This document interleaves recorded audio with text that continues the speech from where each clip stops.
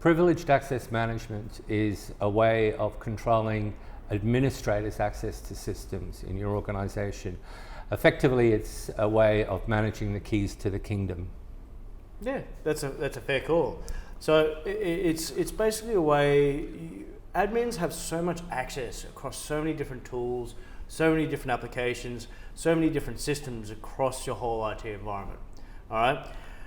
You don't know whether the changes that are being made, the adaptations that are being made, are actually causing risks within your business. What you actually want to try and do with a PAM is to actually focus on giving the administrators only access to the technologies when they need to do it to make the change that's authorized to be able to be changed. What it does is it gives you a surety, governance, and risk management associated with the change management that is required within the business. Okay, so it's fair to say, therefore, Dan, that most or the highest risk in an organization might lie with the people with the highest level of access. Yeah. Is that a fair call? Absolutely. Look, they're the guys who actually, if they get breached, if they get broken into, or they don't have good structures in place to mitigate the threats to them individually, everything's going to go to shit. Yeah. All right. Yeah. People are going to, as soon as you get into a global admin or into an admin account itself, you pretty much got free reign across a number of different areas. This is why a lot of organizations have very limited number of global admins and have large numbers of admins for specific technologies or groups itself. If a global admin gets breached, you're screwed. Yeah. Okay. In fact, in my history itself, I've typically been in that type of position itself.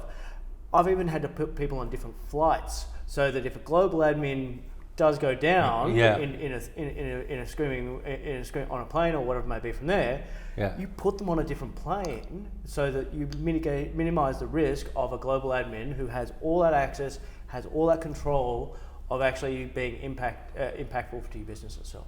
So this then brings up the pretty sort of ugly subject of the disgruntled employee. Yeah. Because if an admin happens to be that disgruntled employee, then obviously the associated risk with that scenario is much higher. Yeah.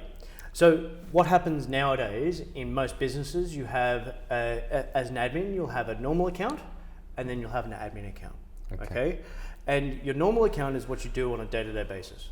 Okay? That's what you use to access your email, access to standard applications, not doing any of the typical administration work associated with it from there. You then use your admin account when you need to make changes or adaptations to that instance itself. Most businesses will have some sort of monitoring system on both normal accounts, but have a lot more focus on those admin accounts itself when used. Privileged access management adds on top of that one as an additional layer to that, where you get a one-time password that coincides with your access. It has to be for you to be able to get that one-time password itself. You need to have a respective change management ticket or service management ticket in place within your service desk solution itself. You need to have those type of things in place, and you need to have a good, strong identity platform structure behind it to actually have PAM in place. Right. So there's a couple of prerequisites necessary to be able to make PAM work really effectively for your business. But in essence, it's all about making sure your admins are only making changes, adaptations to your systems itself with the right authorizations, at the right risk level, and only at the right time. So another factor that comes to my mind on the subject, Dan, is there's a lot of talk in the media about country actors and threats, cyber attacks between countries. Now, presumably, from a privileged access management perspective, those countries are targeting individuals with high levels of access. So what are your thoughts on that, this sort of global threat level? How would you? There's a lot. So identity and the information pertaining to individuals nowadays is a saleable commodity. Yeah. Okay. It's been that way for a number of years. And because businesses now have a lot of Privacy Act requirements, new compliance aspects associated with that from there, they've got GDPR, all of those things, all these new compliance metrics around identity are now really coming to the fore and visible with fines, with the different components behind that one. So businesses are now in a higher risk category from attack around the identity of their customers, their suppliers, their contractors, their employees, and in fact, the closer you are to more permissions you're likely to have in the business itself, the more likely you are to be attacked.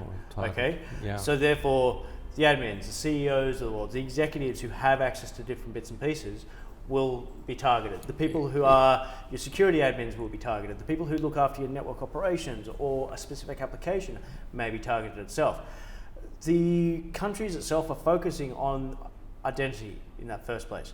Finding out who you are, finding out whether you're actually a strong individual and follow good practices when it comes to protecting the passwords, protecting your multi-factor authentication, making sure that you use mechanisms to access your IT environment that are robust and security effective itself. They're all looking for ways in, okay? They're all looking for little bits and pieces of gaps or little holes that you have with your own security framework or security design functions that they can leverage. So what's the influence of social media? For example, LinkedIn. Like LinkedIn, you know, a Microsoft-owned service has now become the default way of people in an organization learning about another organization so that they might engage. Now, presumably, cyber criminals are using LinkedIn for the same effective purpose to target individuals. And is this why we see in many organizations no picture for the CISO and anonymous titles? These people don't want to be contacted. I know a friend of mine involved in cybersecurity at a university changes his mobile phone number at least once a month. Is this the real world that we're now in, Dan? It's getting that way. Right. It is not. I'd say it's not quite there because the people like LinkedIn, Facebook are really starting to come back. They're really starting to focus on protecting people's identity, protecting itself. That doesn't necessarily mean the information available. I give you a great example. If you're a salesperson and you want to sell something to somebody itself, one of the tools you typically go to find out about who they are and what they may have associations with is LinkedIn. Okay, and you try to work out by who they're associated with, common connections, whatever it may be from there. You actually use that information in a sales process to be able to find out whether this person is the right person to speak to or not. Okay, the same logic applies to cyber criminals. Okay, they are turning around and using LinkedIn the same way. The more information you've got up there, the more visibility in that circumstance itself. The more you have your profile locked down on those platforms, the less likely they are to be able to do it. So a great example would be on my own profile itself, I have a message option in that itself. You can message me on the LinkedIn application, so it actually stays within the application itself.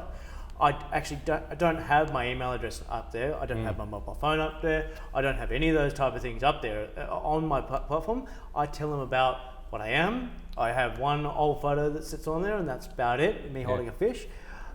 That's all I've got in that instance. Okay.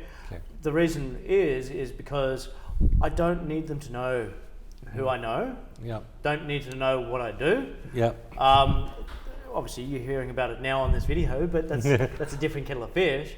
But you're not necessarily going to understand exactly how I actually operate and what I do in that circumstance.